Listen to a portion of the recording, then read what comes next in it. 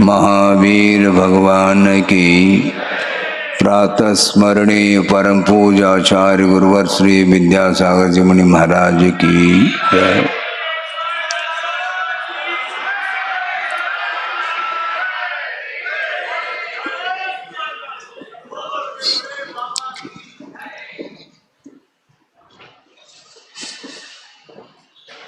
आज का यह सप्तम दिन है। उत्तम तप धर्म के विषय में कुछ मनन चिंतन करने के लिए समय मिला है।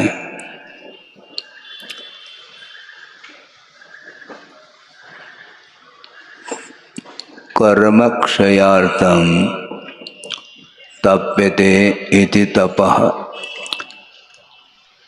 ऐसे तप की परिभाषा मिलती है।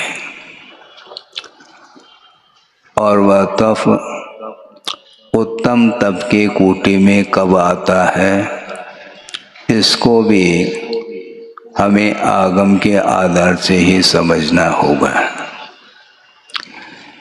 एक बहिरंग तप होता है और एक अंतरंग तप होता है।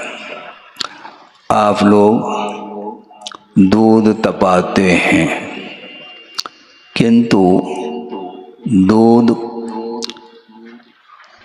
तपाने के लिए पात्र को भी लिया जाता है। दूध जो तपता है वो उद्देश्य दूध को तपाने का होता है, किंतु बिना पात्र के आधार के वह दूध तप नहीं सकता। इसलिए पात्र में दूध लेकर के उसको तपाया जा रहा है। इसी प्रकार आचार्यों का ये कहना है कि कर्मों को दग्ध करना है। कर्म क्षयार्थम कहा है। कर्म के क्षय के उद्देश्य को लेकर के तप किया जाता है। कर्म जल रहे हैं क्या नहीं, इस ओर भी ध्यान रखा जाता है, बल्कि इसी ओर ध्यान रखा जाता है। और आचार्य समंतभद्र स्वामी ने भी ये स्पष्ट उल्लेख किया है स्वयंभू स्तोत्र में, बाह्यम तपः, बाह्य तप किसलिए, आध्यात्मिकस्य तपसा परिवृंहनार्थम। जो भीतरी तप है उसके विकास के लिए ही 6 प्रकार के बाह्य तपों का भी आलंबन लिया जाता है। भीतरी तप कौन से हैं? प्रायश्चित है, विनय है, वैयावृत्ति है, स्वाध्याय है, व्युत्सर्ग है और ध्यान है। ये ध्यान से सुनने का आप लोग प्रयास करेंगे। ये अंतरंग तप के कोटि में लिया है। और अनशन है, उनोदर है, वृत्ति पर संज्ञान है, रस परित्याग है और विविक्त शय्यासन है और काय क्लेश है। ये बहिरंग तप है। बहिरंग तप इसलिए कहा है कि ये शरीराश्रित तप माने जाते हैं। और अन्य जो दर्शनकार हैं, जो भिन्न भिन्न सिद्धांत को लेकर के चलते हैं, वहाँ पर भी इन बाहरी तपों का आलम्बन लिया जाता है। वहाँ पर भी उपवास आदि करते हैं, किंतु उपवास का सही मायने में अर्थ क्या है, गुरुदेव ने अर्थ दिया था, शायद आप लोगों ने नोट्स भी किए होंगे। उपवास का अर्थ क्या होता है? वास का अर्थ होता है रहना। क्या सुना? वास का अर्थ होता है रहना और उप का अर्थ होता है निकट। निकट रहने का नाम उपवास है। तो किसके निकट रहना है? आत्मा के निकट रहने का नाम ही उपवास है, ऐसा गुरुदेव ने कहा है। देखो कितनी गहराई है। उप जो है यह निकटता के अर्थ में आता है, जैसे उपवन बोलते हैं, वन के समीप जो रहता है उसका नाम उपवन है। उसी प्रकार जो आत्मा के निकट रहने का पुरुषार्थ करता है उसका नाम उपवास माना जाता है, और वह बाह्य तप के ही मात्र आश्रित नहीं रहता है, किंतु भीतरी तप के लिए ही बाह्य तप का भी आलम्बन लिया जाता है। प्रत्येक व्यक्ति बाहुबली नहीं बन सकता, प्रत्येक व्यक्ति वृषभनाथ जैसे भी नहीं बन सकते। तो ऐसी स्थिति में एक एक साल तक उपवास करके एकांत वन में जा करके वो तप कर रहे हैं, उस तप को कौन देख रहा है? कोई देख रहा है? वहां पर जाकर के कौन देख रहा है? कोई देखे अथवा न देखे, किंतु हमें कर्मों को नष्ट करना है, और कर्मों को नष्ट करने के लिए ही उपवास किया जाता है। जो आत्मा के निकट पहुंचने का जो निरंतर प्रयासरत रहता है उसकी दृष्टि हमेशा भीतरी दृष्टि होती है। अंतरंग साधना की ओर दृष्टि रखने के लिए गुरुदेव का संबोधन श्रवण संघ के लिए अथवा चतुर्वेद संघ के लिए निरंतर उनका संबोधन रहा है, क्योंकि वर्तमान में यह कलिकाल है, पंचम काल है, दीर्घ सहन का अभाव है। विशेष रूप से तप को अंगीकार करके साधना करने की क्षमता इस शरीर में नहीं रहने के कारण उनका ये कहना है कि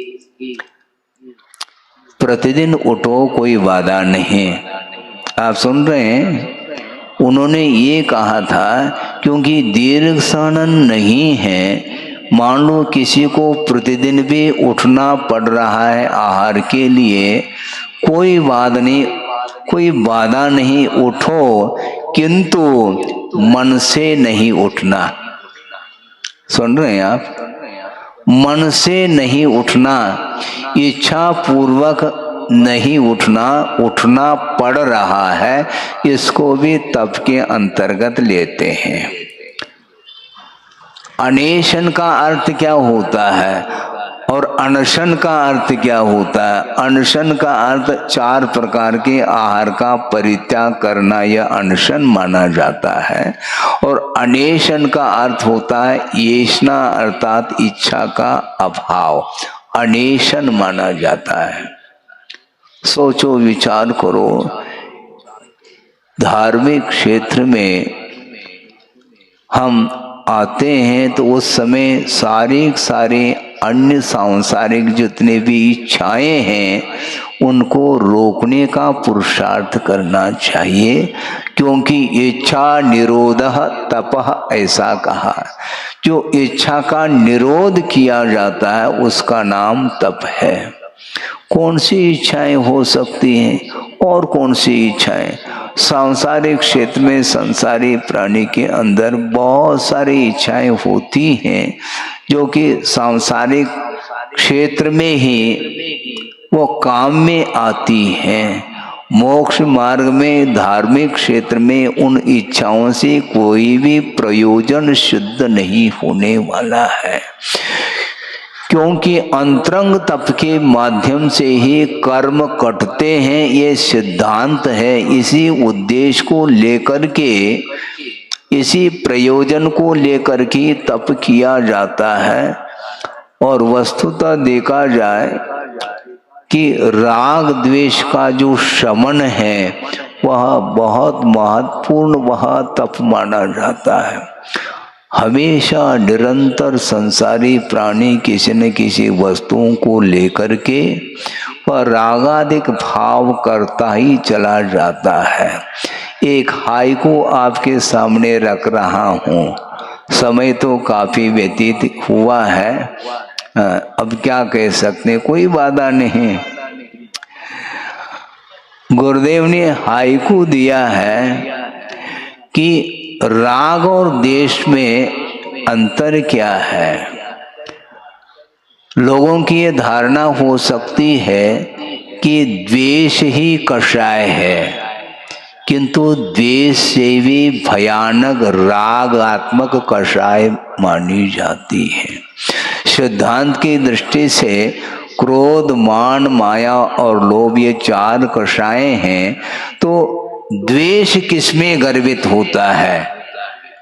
क्रोध और मान में द्वेष को अंतर्भूत किया है और माया और लोभ में राग को अंतर्भूत किया है। इसलिए गुरुदेव का ये कहना है कि द्वेष से भी भयानक यदि कोई वस्तु है तो रागात्मक परिणाम है। और हाइकू में ये कहना चाह रहे हैं कि द्वेष से राग विषैला होता है, द्वेष से राग विषैला होता जैसे शूल से फूल। समझ में आ रहा है क्या नहीं? और आज व्याख्या कर लो, उसके बिना टाली नहीं बजेगी। बजाओ नहीं, अर्थ समझने का पुरुषार्थ करिएगा। द्वेष से राग विषैला होता कह रहे हैं आचार्य महाराज, जैसे शूल से फूल। शूल का अर्थ कांटा होता है। कांटे से तो सब लोग बच जाते हैं, किंतु फूल से कोई भी नहीं बचता। इसी को बोलते फूल के प्रति जो राग है वह यदि छूट जाए फिर तो निहाल हो जाओगे। पंचेंद्र के जो विषय होते हैं उनके प्रति जो राग निरंतर बढ़ता चला जाता है संसारी प्राणी का, और उसके कारण ही वह संसार में परिभ्रमण कर रहा है। विषयानुराग और धर्मानुराग ये 2 प्रकार के राग हुआ करते हैं। धर्मानुराग हमारे लिए वरदान सिद्ध होता है, किंतु विषयानुराग हमारे लिए अभिशाप सिद्ध होता है। ये समझने का पुरुषार्थ करिएगा। विषयानुराग से ऊपर उठना बहुत कठिन है। ये बिना अंतरंग साधना के वह विषयानुराग से ऊपर उठ ही नहीं सकता, ये तय है। तो राग द्वेष से हम कैसे बचे महाराज? राग द्वेष से बचे कैसे? तो आचार्य ये कहना चाहते हैं कि रागादिक भाव उत्पन्न किसको लेकर के होता है? रागादिक जो भाव उत्पन्न हो रहे निरंतर आत्मा में, वह किन वस्तुओं को लेकर के वो भाव उत्पन्न होते हैं? तो सीधा सीधा गणित है। पंचेंद्रिय के जो विषय हैं, मनोज्ञा मनोज्ञेन्द्रिय विषय रागद द्वेष वर्जनानि पंच है। अपरिग्रह वृत्ति की ये 5 भावनाएं, इनका उल्लेख तत्वार्थ सूत्र में किया है। 5 इंद्रियों के जो विषय होते हैं, स्पर्शन, रसन, घ्राण, चक्षु और कर्णेंद्रिय, इन भिन्न भिन्न इंद्रियों के जो विषय होते हैं वे मनोज्ञ भी होते हैं और अमनोज्ञ भी होते हैं।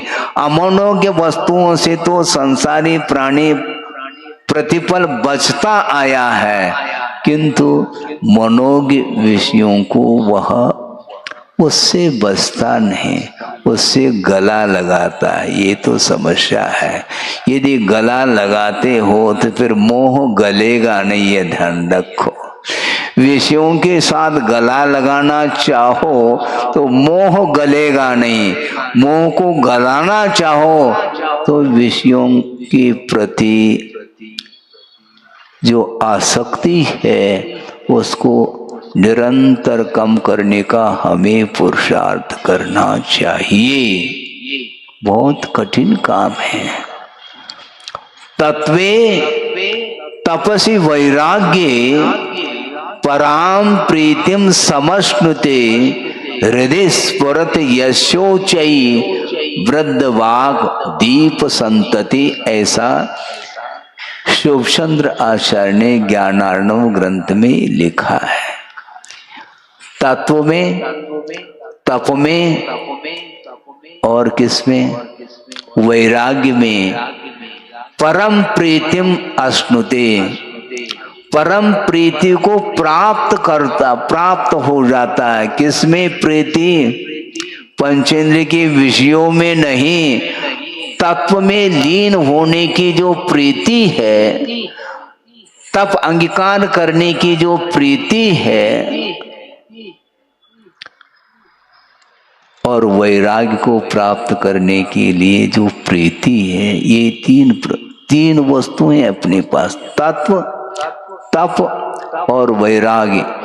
तप के क्षेत्र में, वैराग्य के क्षेत्र में और तत्व के क्षेत्र में परम प्रीति को कौन प्राप्त करता है? आचार्य कह रहे हैं हृदय स्फुरत यशोचयी, जिसके हृदय में स्फुरायमान हो रहा है। वो क्या हो रहा है? सोचो, विचार करो। हृदय स्फुरत यशोचयी वृद्ध वाक दीप संतति। वृद्ध कौन होते हैं उसको भी समझना है। 80 साल के हो गए, 90 साल के हो गए, 60 साल के हो गए, सारे सफेदी आ गई। गाय में सफेदी आती है? बालों में बाल सफेद हो गए तो वह उम्र की अपेक्षा से उसके अंदर वृद्धत्व आया है। किंतु शिवचंद्र आचार्य कहना चाहते हैं वृद्ध कौन हो सकता है? अत्यंत निकटता को प्राप्त होने के उपरांत भी कौन पंचेंद्रिय के जो विषय हैं, जो कि मन को रंजायमान करने वाले जो पंचेंद्रिय के विषय वह उपस्थित हैं, इसके उपरांत भी जिसका धैर्य स्खलित नहीं होता वह वृद्ध है। समझा आपने? बहुत जल्दी जो है ना विषय ग्रहण करने का भाव आता है। ये ग्रहण करने का भाव, पंचेंद्रिय के विषयों को ग्रहण करने का जो भाव है, ये आर्त ध्यान है। क्योंकि तप का प्रसंग है, ध्यान को भी तप के रूप में स्वीकार किया है, बल्कि वह तप का जो उपसंहार है वह ध्यान में होता है। आप ध्यान से सुनिएगा। तो पंचेंद्रिय के विषयों का ग्रहण करने का जो भाव है वह आर्त ध्यान है, और अपने लिए जो अमनोज्ञ वस्तु है उसका प्रतिकार करने का भी जो भाव आता है उसका नाम भी आर्त ध्यान है। आर्त ध्यान से बचने के लिए चाहे वह इष्ट वस्तु हो चाहे अनिष्ट वस्तु हो, इन दोनों के प्रति समान वृत्ति रखना ये ध्यान माना जाता है।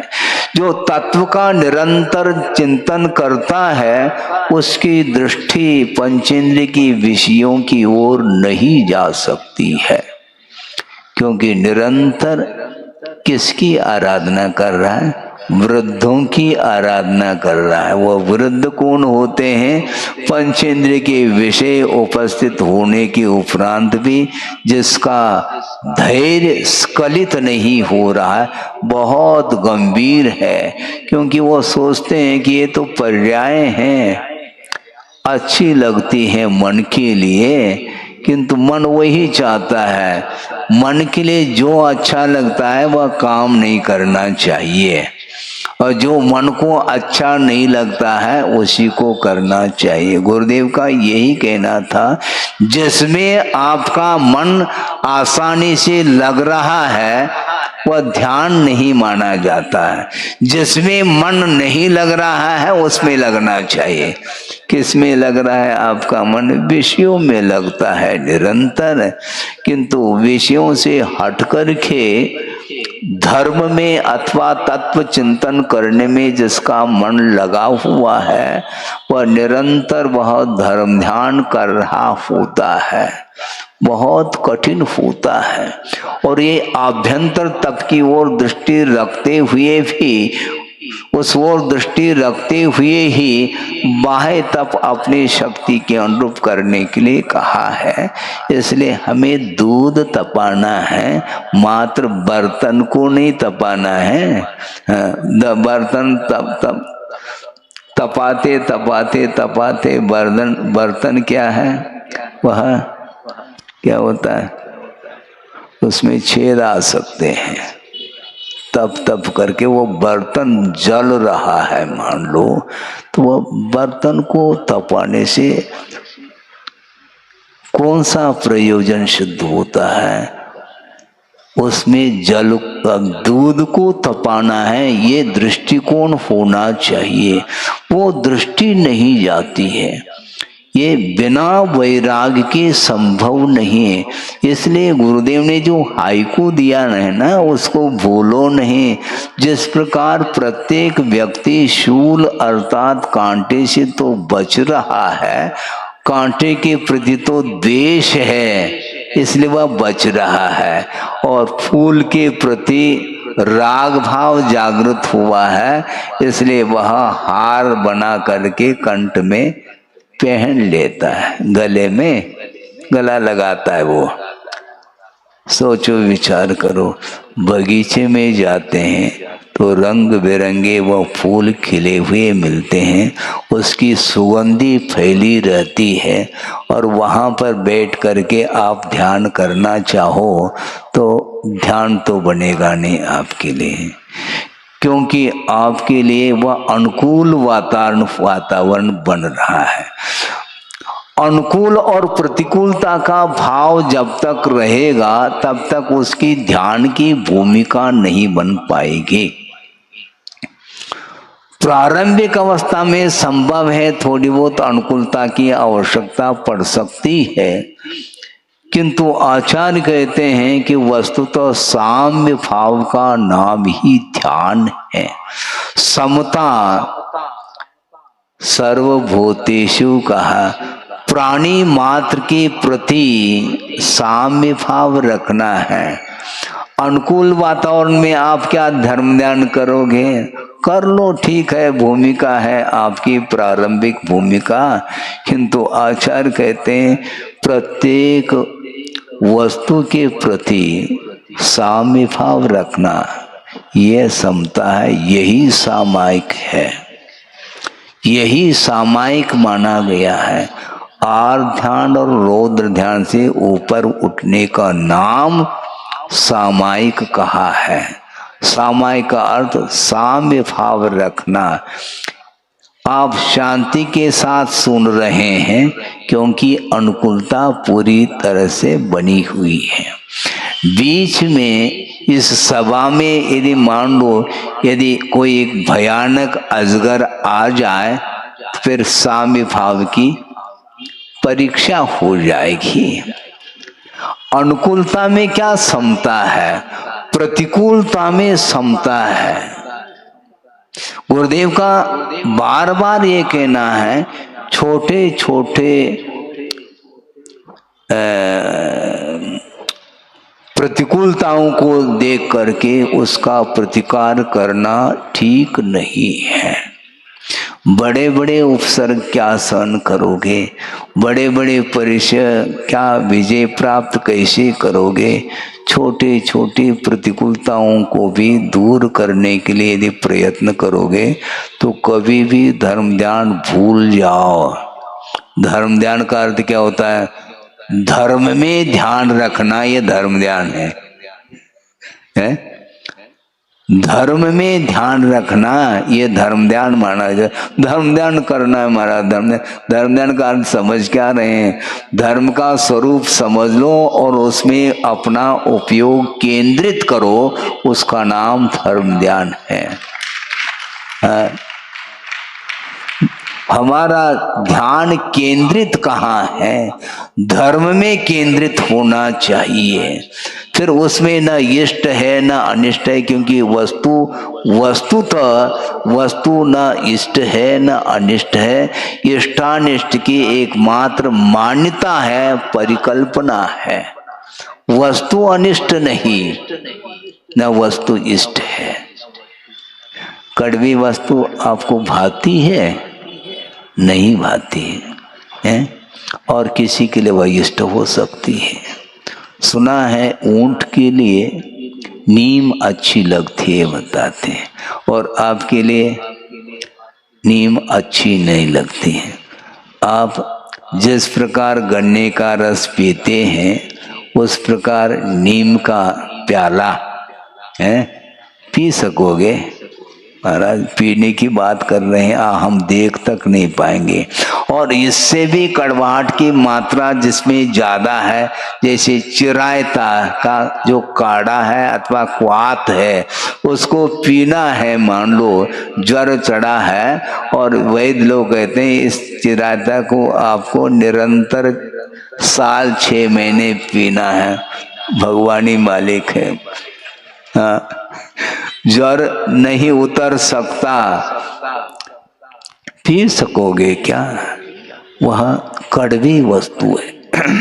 किंतु वस्तुतः वह न कड़वी है न मीठी। जिसका जैसा स्वरूप है, प्रकृति है, वह उसी रूप में रहता है।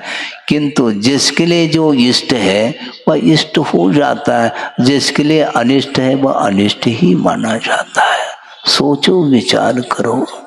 कुछ ऐसे भी पशु हैं जो उनका खाद्य वस्तु क्या है, मुख से बोलना भी अच्छा नहीं लगता है, और उसका वह भक्षण कर रहा है। वह पशु जिसको देख करके आपको घृणा होती है और उसका वह सेवन कर रहा है, उसके लिए वही इष्ट है और आपके लिए वह अनिष्ट है।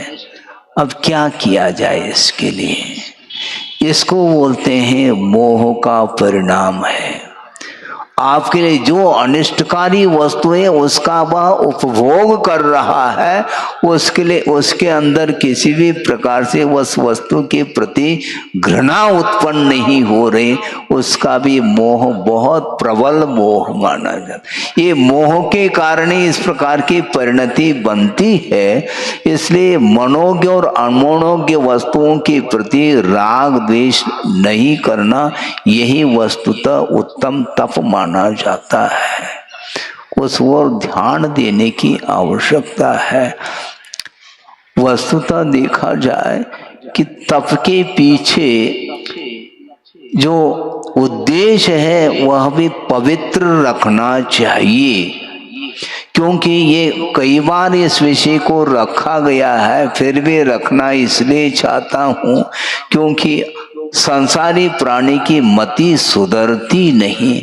बार बार कहने के उपरांत भी वह उस ओर उसका ध्यान नहीं जाता है। इस जिनलिंग को अभव्य भी धारण करता है। इस जिनलिंग का अर्थ क्या होता है?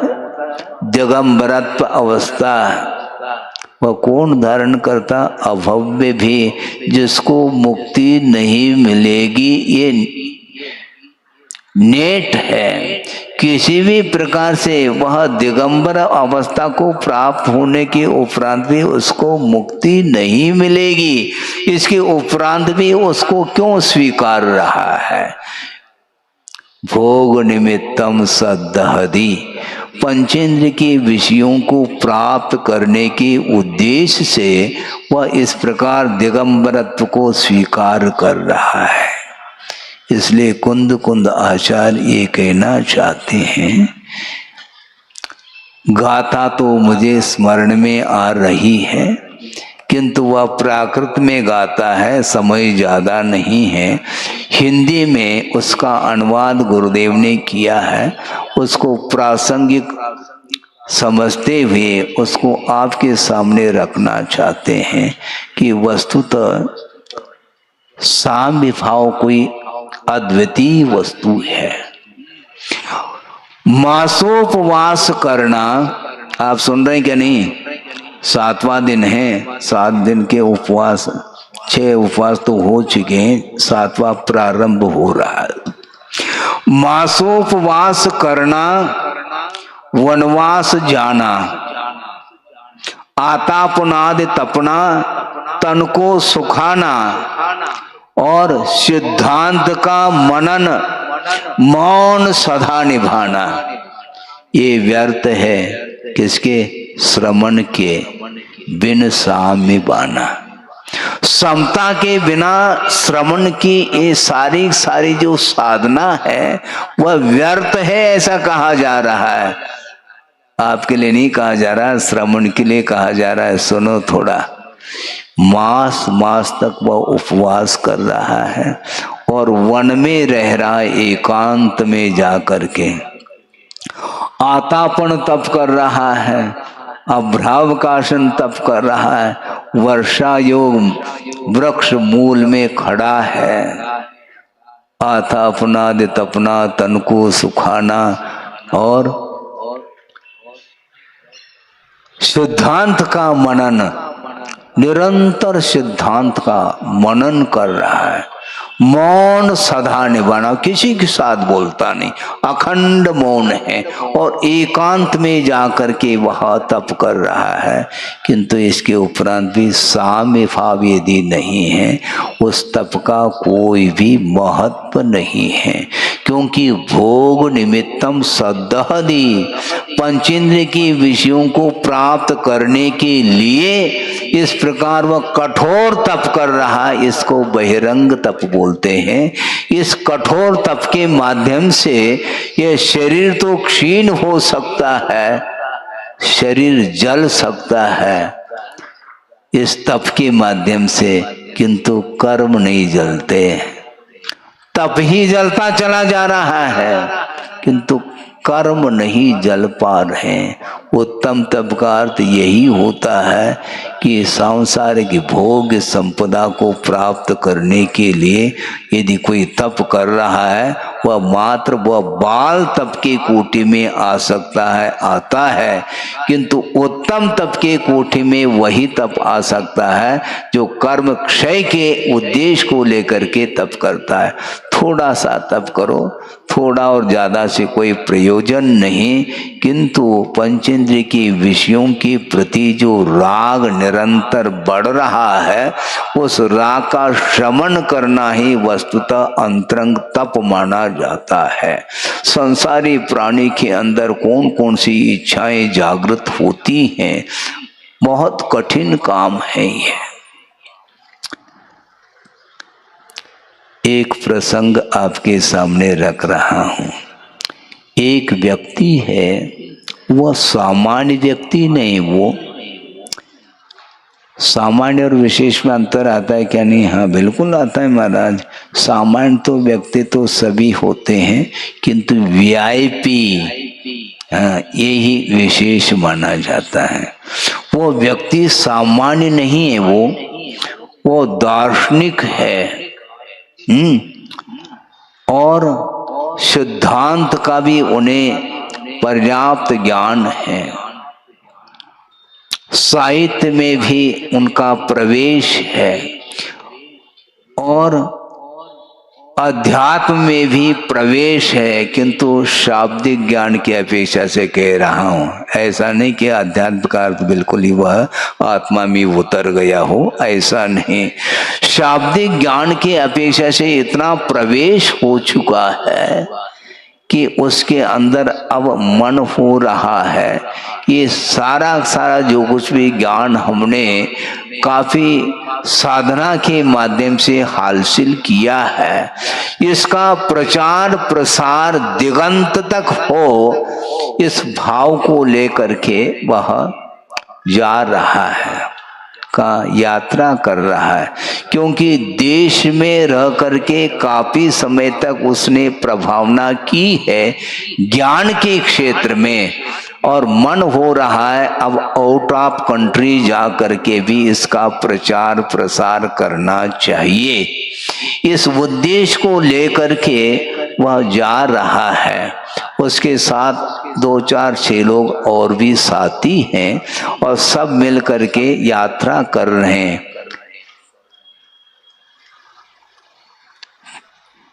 वो यात्रा किससे कर रहे हैं? वो जहाज में बैठ करके, जलयान जिसको बोलते हैं, और समुद्र पार करके उस आउट ऑफ कंट्री में कोई भी लोग होंगे, उनके वहां तक भी इस ज्ञान को पहुंचाना है, ये उनके अंदर बार बार भाव आ रहा है और जा रहे हैं।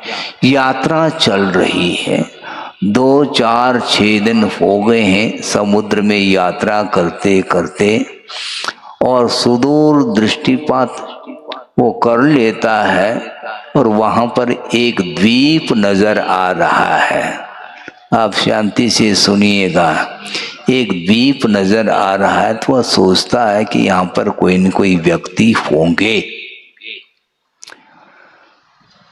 चारों ओर जल ही जल दिखाई दे रहा है, कोई व्यक्ति नजर नहीं आ रहे हैं, इसलिए संभव है उस द्वीप में कुछ लोग हों। वहां तक चलते हैं और द्वीप के पास जाकर के इधर उधर उसने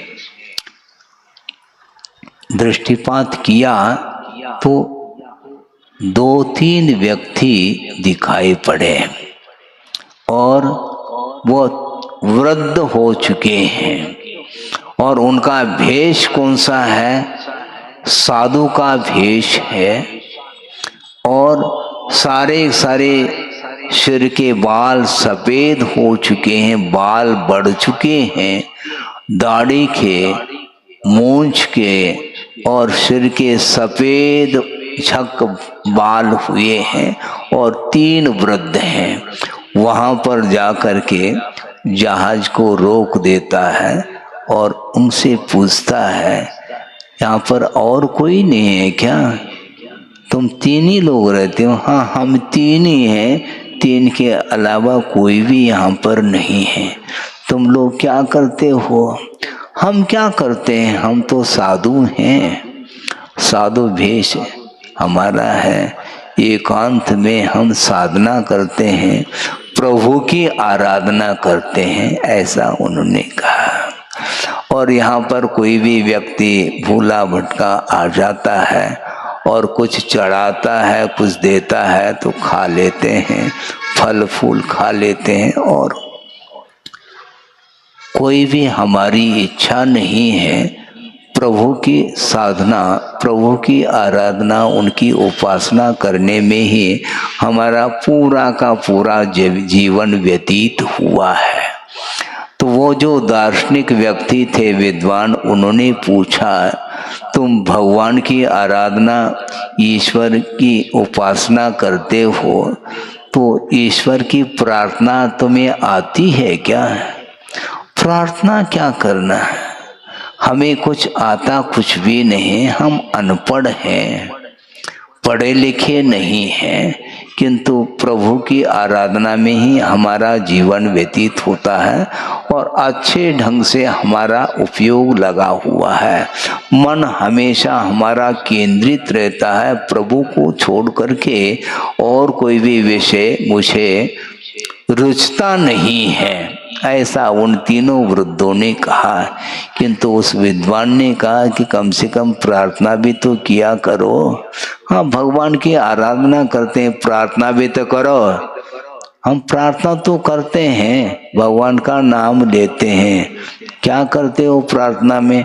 और कुछ नहीं, हम तीनों हैं, खड़े हो जाते हैं और प्रभु से प्रार्थना करते हैं, भगवान हम 3 हैं और आपके शरण में है, हमारा कल्याण हो आपके द्वारा, यही प्रार्थना प्रभु से करते हैं। तो उस विद्वान ने कहा, तुम लोग मूर्ख हो, पूरा जीवन व्यतीत किया तुमने, प्रभु की प्रार्थना तक नहीं आती तुम्हें, तुम बैठ जाओ, मैं तुम्हें प्रार्थना सिखाता हूँ। अच्छी बात है। और उस विद्वान ने जो भी प्रार्थना उनने सीखी होगी और उसको उन्होंने 2-3 दिन में उनको तीनों को सिखा दिया। सीखने के उपरांत उन्होंने सोचा और अच्छे ढंग से ये सीख लिए हैं, अब वापस होना चाहिए। अब यात्रा पुनः वापस हो रही है और 1-2 दिन गाड़ी रिवर्स और समुद्र की यात्रा पुनः करते करते सहज रूप से पीछे की ओर दृष्टि उनकी गई, तो उन्होंने सोचा सुदूर दृष्टिपात करने से तीन कुछ ऐसे धब्बे जैसे देखने में आ रहे हैं, ये क्या हो सकते हैं। और वो तीनों ऐसा लग रहा है कि हमारी ओर बढ़ रहे हैं। वो किसी ने कहा कि वो कुछ नहीं है, ऐसे काले काले धब्बे कुछ हो सकते हैं, लेकिन वो तीन हैं, वो बड़े होते चले जा रहे हैं साइज में। तो उन्हें सोचा कुछ इसमें संदेह है, क्योंकि जहां से हम लोग यात्रा करके लौटे हैं वह द्वीप काफी दूर रह गया है और वहां पर कोई व्यक्ति तीन के अलावा कोई थे नहीं, इसलिए ऐसा लगता है कि समुद्री जंतु होना चाहिए।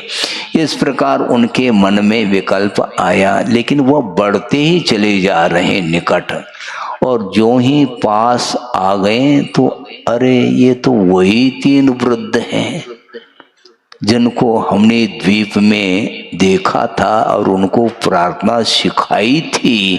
वे तीनों वृद्ध साधु के रूप में थे और समुद्र पार करते आ रहे हैं, जल के ऊपर चल रहे हैं, ये डूबते क्यों नहीं? सोचो विचार करो।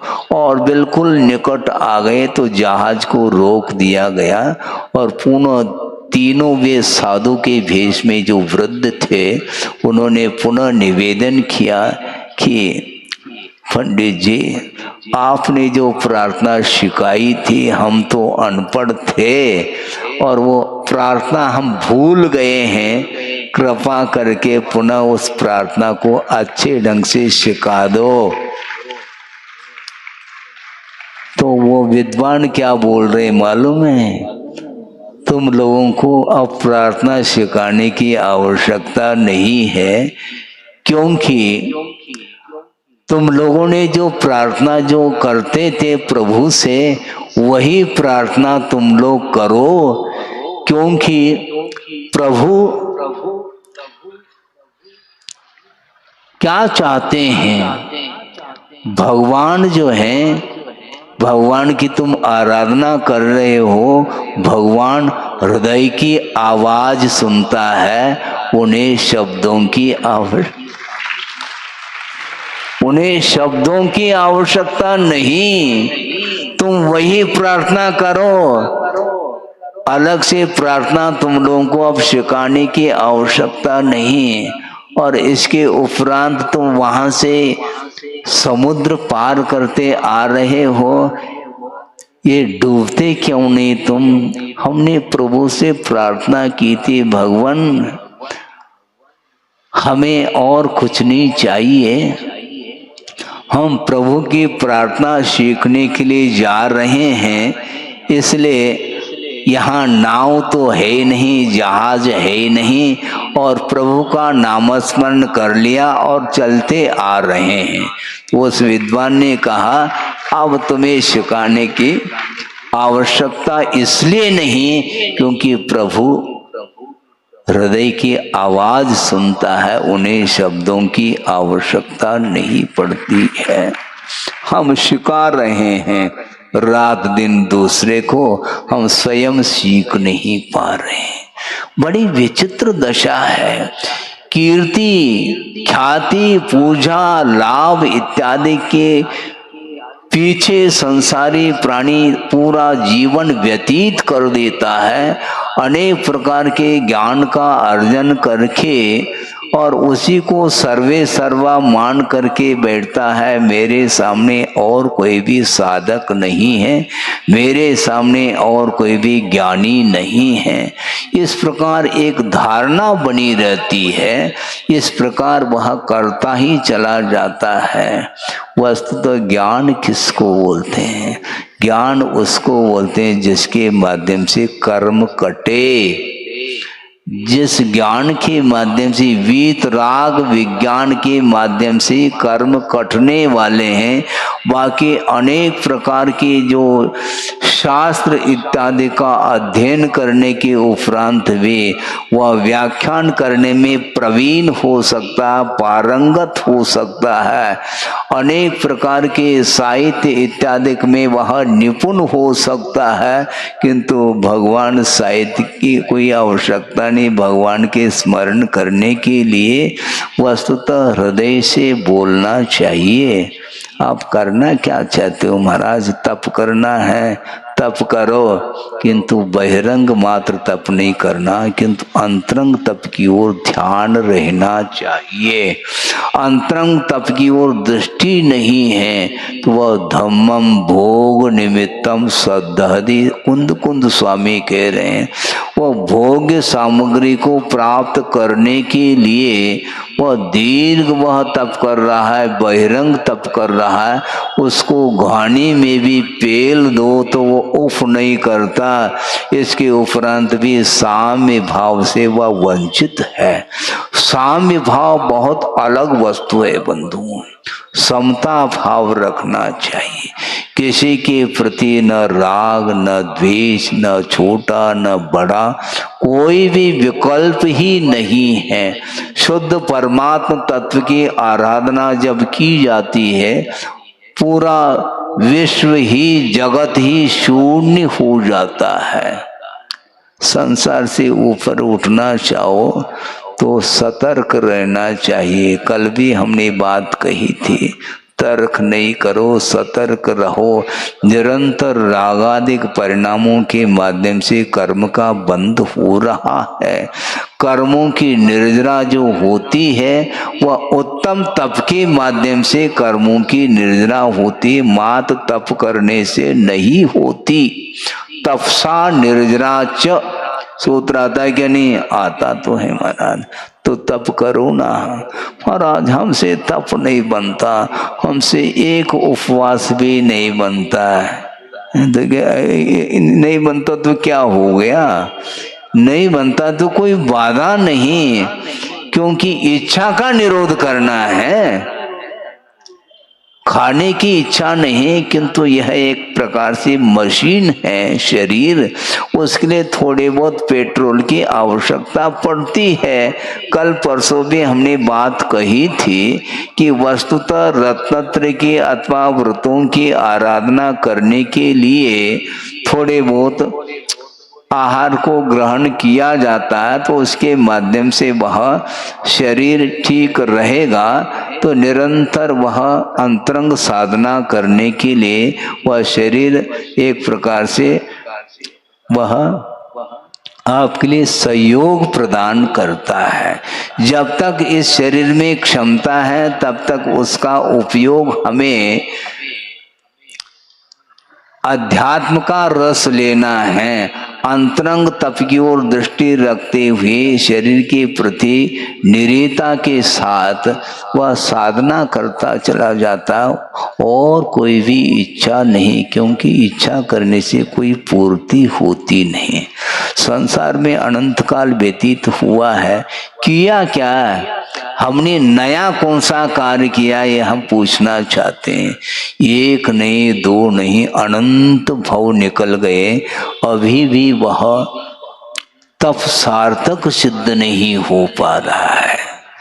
अनंत बार इस संसारी प्राणी ने जिन लिंग को भी धारण किया है और तपादिक किए हैं, इसके उपरांत भी वह तप उत्तम तप के रूप में परिणत नहीं हो पाया है।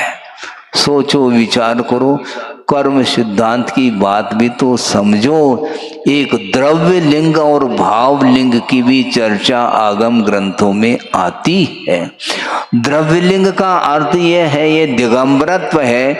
शरीराश्रित जो कुछ भी साधना है वह बहिरंग साधना मानी जाती है, और उसके अनुरूप यदि गुणस्थान विद्यमान रहता है तो वह भावलिंग माना जाता है। भावलिंग के साथ अर्थात जो भीतरी जो संयम है, उस भीतरी संयम के साथ कितना जीवन केवल 32 बार कहा है। 32 बार वह संयम को अंगीकार करता है, भाव संयम की बात कही जाती है। और द्रव्य संयम तो उसका कोई ठिकाना ही नहीं। अनंत बार संसारी प्राणी ने इस जनलिंग को अंगीकार किया, इसके उपरांत भी वह द्रव्यलिंग माना जाता है, क्योंकि 32 बार से अधिक भावलिंग की आवश्यकता पड़ती नहीं है। महाराज भावलिंग को कैसे सुरक्षित रखें, यही तो समस्या है। अंतरंग साधना के माध्यम से भावलिंग बरकरार बना रह सकता है। हाँ, गुणस्थान को सुरक्षित रखना है तो आचार्य कहते हैं पहले व्रतों को सुरक्षित रखो, क्योंकि व्रतों का संकल्प होता है, गुणस्थान का संकल्प नहीं होता। जो व्रतों का संकल्प हमने लिया है, पहाड़ टूट जाए किंतु वो संकल्प उसको दृढ़ता के साथ पालन करो। इसके उपरांत भी अंतरंग यदि दृष्टि बनी रहती है, कर्म क्षय की दृष्टि, तो वह भावलिंग भी बना रहता है। ये द्रव्यलिंग वस्तुतः शरीराश्रित लिंग माना जाता है, और जो आत्माश्रित जो लिंग है उसका नाम भावलिंग माना गया है। पीछे भी साथ में रखा है, कमंडलू भी है और मान लो तख्त पर बैठा है। ये हो गया द्रव्यलिंग। और भावलिंग यदि है तो ठीक है, यदि भावलिंग नहीं है, मात्र द्रव्यलिंग है, तो भावलिंग तख्त के नीचे पहुंच गया है। हाँ, तख्त पर तो वह बैठा है किंतु भावलिंग नीचे पहुंच गया, अर्थात गुणस्थान समाप्त हो जाता है। अंतरंग तप की ओर दृष्टि नहीं है तो वह उसका भाव रह नहीं सकता। जो भावात्मक चारित्र है वह रत्नत्रय माना जाता है, उसकी रक्षा करो। अंतर मुहूर्त पर्याप्त है। उस भावलिंग के माध्यम से समीचीन ध्यान में यदि उतर जाता है, अंतर मुहूर्त में वह केवल ज्ञान लेकर के रहता है और एक पूर्व कोटि तक भी तप कर रहा है। इसके उपरांत भी कर्म कट नहीं रहे हैं। क्यों नहीं कट रहे हैं? क्योंकि ध्यान लग नहीं रहा है, आत्मा में मन लगने। क्योंकि महाराज आत्मा तो अमूर्त है, आप कहते चल जाओ, किसको दिख रही आत्मा? किसी को दिख नहीं रही।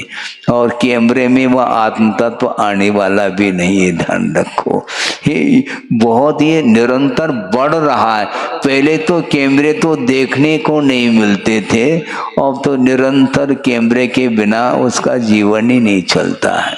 सोचो उस कैमरे में कौन आ रहा है? आपका जो बहिरंग जो चित्र है वही आता है।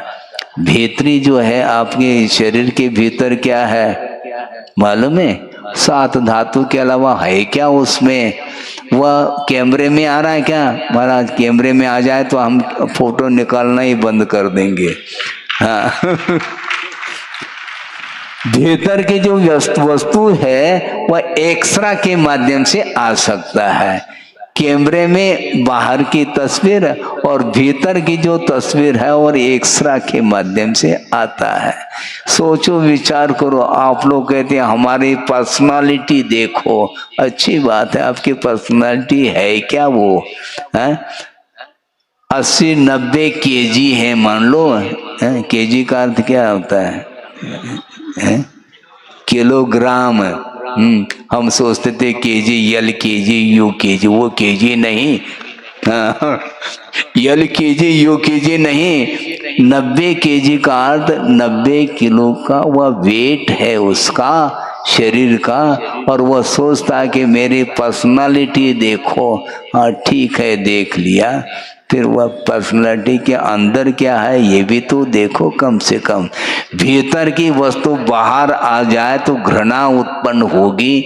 इसके उपरांत भी शरीर के पीछे संसारी प्राणी लगा हुआ है, इसलिए अंतरंग साधना की ओर दृष्टि होनी चाहिए। एक और छोटा सा प्रसंग आपके सामने रख रहा हूं, क्योंकि आप लोगों ने विलंब किया है। हाँ, गुरुदेव की पूजा करने के उपरांत ज्यादा से ज्यादा पूजा करना भी चाहो तो अर्घ चढ़ा सकते थे, अर्घ नहीं चढ़ाया और वह पूरा का पूरा पूजन आपने कर लिया। तो हमने सोचा है कोई बाधा नहीं, अब बीच में तो हम टोक नहीं पाएंगे, कोई बाधा नहीं, हम थोड़ा सा और समय ले लेते हैं कि इसमें क्या दिक्कत है। क्योंकि अंतरंग साधना हमें करनी है, बहिरंग साधना तो सालों निकल गए हैं। और गुरुदेव का कहना है निरंतर ये स्वर्णिम अवसर है, प्रति समय अंतरंग साधना की ओर दृष्टि यदि जाती है तो असंख्यात कर्मों की वह निर्जरा कर सकता है, और संसारी प्राणी के लिए दुर्लभ वस्तु है। वह निरंतर घंटों व्यतीत करता है विकथाओं में, जबकि एक समय में यदि साधक होता है अंतरंग साधना में लीन है तो प्रति समय असंख्यात असंख्यात कर्मों की निर्जरा कर सकता है।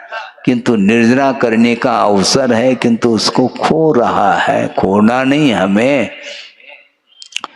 एक व्यक्ति है, वह कौन है हम बताना चाह रहे हैं। एक ये तो कथा आपने सुन ली, इसी प्रकार की कुछ कथा और भी आ रही है समझ में, कि एक व्यक्ति है जिसके बदन पर कौन सा रंग का गेरुआ है, वह जिसको बोलते हैं ब्राउन कलर समझ लो, गेरुआ समझ लो। बदन पर वस्त्र है और हाथ में रुद्राक्ष की माला है, और वह साधना कर रहा है। और साधना का उद्देश्य क्या है वह सामने आ रहा है बाद में। वो साधना करता करता काफी समय उसको व्यतीत हो गया उसका, और उसके मन में आ रहा है अब तो साधना काफी समय साधना करते करते समय निकल गया, निश्चित रूप से साधना का परिणाम निकलना चाहिए। और वह एक स्थान पर जाकर के बैठा है, वह रुद्राक्ष की माला वह नीचे रखता ही नहीं, वो प्रभु की आराधना चल रही है। और अकस्मात आकाश में घटाएं छा गई। सुन रहे हैं आप, बहुत संक्षेप कर रहा हूं। आकाश में घटाएं छा गई और मूसलाधार बारिश प्रारंभ हो गई। और ज्यों ही उस साधु की दृष्टि ऊपर की ओर जाती है तत्काल बारिश रुक जाती है। वो सोचता हाँ परिणाम तो निकल रहा है, साधना का परिणाम सामने आ रहा है। और आगे जाकर के एक वृक्ष के नीचे बैठ जाता है, और उस वृक्ष के टहनी पर एक कबूतर है। आप ध्यान से सुनेंगे, कबूतर है, और उसने उस साधु के ऊपर बदन पर बीट कर दिया। अब क्या था, किसने बीट कर दिया? ऊपर देखता है वो कबूतर था, और देखते ही वह कबूतर भस्म हो जाता है। तो वह साधु सोचता है कि अब तो बिल्कुल पक्की साधना हो गई है मेरी। अब इस चमत्कार को और जगह जगह जा करके चमत्कार दिखाना है, इस उद्देश्य को लेकर के जा रहा है। और एक घर के दरवाजे के सामने जा करके भिक्षाम देहि कह रहा है, और कोई सुन नहीं रहा है। और वह बोल रहा है कि मेरी साधना तो देखो, देखते ही कबूतर भस्म हुआ है, ध्यान रखो। एक व्यक्ति ने कहा, हाँ इस प्रकार की साधना तो ये बायां हाथ का खेल है। इस देहात में, गांव में जो है ना, घर घर इस प्रकार की साधना करने वाले मिलेंगे। इस प्रकार कहने से उसको और पारा चढ़ जाता है। अब तो दूसरे को ये चमत्कार दिखा करके रहना है मुझे, और जा करके ये घर के दरवाजे के सामने खड़ा होकर के बोल रहा है। क्या बोल रहा है? भिक्षाम देहि। और वह भीतर महिला थी, वह धान कूट रही थी। उसने कहा, अभी आती हूँ, ठहरिए आप। इस प्रकार कहने से वो सोचता है कि ये आज्ञा कौन दे रही मुझे, ठहरिए अभी मैं आ रही हूं। तो वह कहता है, मुझे जानती हो तुम? हाँ मैं आपको जानती हूं, आप साधु हैं, मैं जानती हूं, लेकिन मैं कबूतर नहीं हूं, ये ध्यान रखो। आपको मैं जानती हूं अच्छे ढंग से, लेकिन मैं कबूतर नहीं हूं जो तुम मुझे भस्म करना चाहो। और उन्होंने सोचा कि वाकई में कुछ न कुछ विशेषता होगी इस महिला के अंदर। जा करके देखा तो एक चमत्कार देखने को मिला। वो ये है, वह धान कूटती हुई वह महिला कूट रही थी धान को, और बीच में पति के लिए कुछ काम आया और वहां पर कुछ पहुंच गई, कुछ मंगाया होगा, कुछ कोई भी वस्तु, और वहीं पर उस मूसल को छोड़ करके गई थी, और वह मूसल हवा में स्थिर है। उस साधु ने देख लिया कि वस्तुतः ये कौन सी साधना है। उस साधना करने के लिए उस साधु ने सालों व्यतीत किए हैं, किंतु वह बहिरंग मात्र साधना थी, चमत्कार को दिखाने के लिए उसने किया था। इस प्रकार की साधना तो आम व्यक्ति कर सकता है। देखते ही उनको आश्चर्य लगा कि वह मूसल जो है हवा में स्थिर है, इससे स्पष्ट है कोई विशेष इसकी साधना होगी। उसने कहा अपने मुक्त कंठ से उस महिला को, तुम्हारी अनूठी साधना है, ये साधना ये सतीत्व का प्रतीक है। उस समय भी लोग साधना करते थे, और इस प्रकार की साधना के माध्यम से चमत्कार देखने को मिलता था। ये सतीत्व की साधना है, उस साधु के मुख से सुनने को मिला। सोचो, विचार करो, घर में रह करके, परिवार के बीच में रह करके भी यदि विषयों से बच करके धर्म की साधना की जाती है तो बहुत बड़े बड़े कार्य हो सकते हैं। हमें केवल चमत्कार नहीं दिखाना है, किंतु चमत्कार तो हर व्यक्ति दिखा सकता है। यह स्वर्णिम अवसर है, यह मनुष्य पर्याय जो मिली है, इसके माध्यम से अंतरंग साधना हमें करनी है।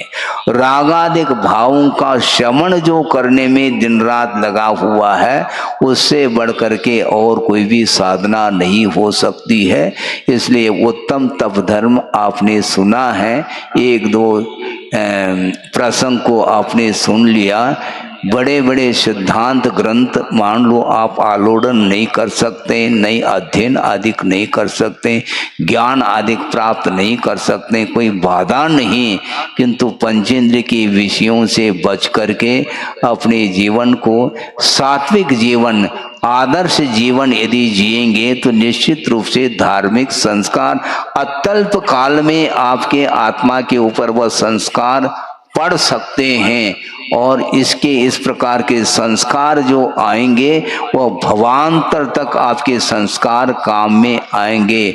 वस्तुतः आज मुक्ति नहीं है, मोक्ष नहीं है, किंतु मोक्ष प्राप्त करने की साधना जो आज आप करेंगे, कालांतर में और विशेष रूप से मोक्ष मार्ग की सामग्री आपको प्राप्त हो सकती है, जिसके माध्यम से कठोर तप करके अपने आत्म तत्व को प्राप्त करने के लिए अवसर मिल सकता है और उसके माध्यम से कर्मातीत जो जीवन है वह अनंत काल के लिए कर्मातीत जीवन जीने का अवसर मिल सकता है। वह किसी भी प्रकार से दुख का अनुभव नहीं करेगा और अनंत सुख निरंतर, कोई अंतर नहीं, प्रति समय अनंत सुख का संवेदन जो होगा वह परिणाम किसका है? उत्तम तप की आराधना करने का ही वह एकमात्र प्रतिफल है। उसको प्राप्त करने के लिए बार बार गुरुदेव का भी यही संबोधन रहा है कि अनंत काल व्यतीत हुआ, कब तक इस संसार में रहना है। आंख खोलते ही हर्ष और विषाद के अलावा कुछ परिणाम होते नहीं हैं। इसलिए निरंतर आंख मेज करके प्रभु को स्मरण में लाते हुए जीवन को व्यतीत करो, जिसके माध्यम से वह अलौकिक सुख की उपलब्धि हो सकती है। हो इस पवित्र भावना के साथ अहिंसा परमो धर्म की जय। बोधि समाधि परिणाम शुद्धि स्वात्मोपलब्धि शिवशोक शुद्धि चिंता मणिम चिंतित वस्तुदाने त्वां वंद मानस्य ममास्तु देवी। परम पूजाचार्य गुरुवर श्री विद्यासागर जी।